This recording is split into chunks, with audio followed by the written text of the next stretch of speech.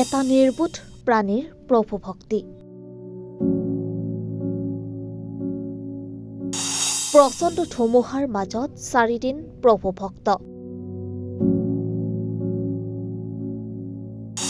4 দিন গৰাকীৰ নশ্বৰ দেহৰ সৈতে অনাহাৰে প্ৰচণ্ড তুষাৰপাতকো নেওচি ৰখীয়া হৈ থাকিল এটা কুকুৰ।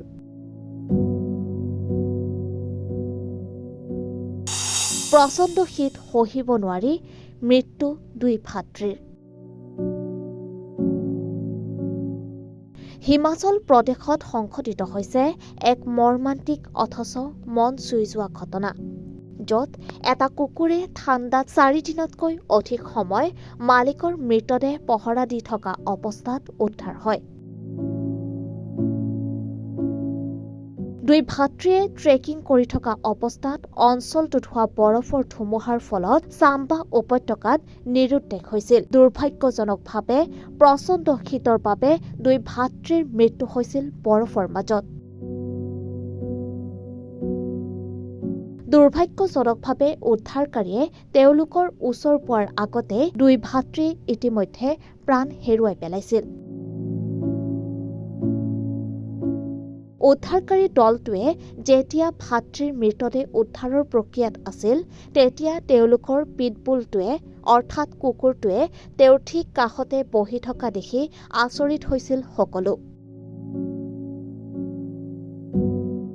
মালিকৰ কাষত থকাৰ বাবে কুকুৰটোৱে 4 দিনতকৈও অধিক সময় শূন্যৰ তলৰ উষ্ণতা সহ্য কৰি আছিল।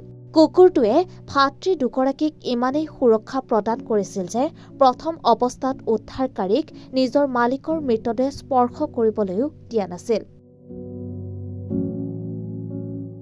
News desk report, ৰিপাব্লিকেনি।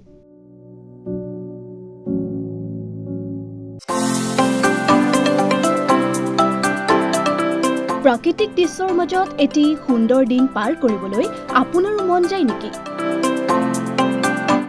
যান্ত্ৰিকতাৰ পৰা আঁতৰি আপুনি এটা শান্ত সমাহিত পৰিৱেশত আনন্দৰ মাজেৰে দিন কটাব বিচাৰে নেকি? থলুৱা ব্যঞ্জনৰ জুতিৰে এসাঁজ খাবলৈ আহক চন্দ্ৰপুৰৰ বৰবিল একুৱা পাৰ্কলৈ।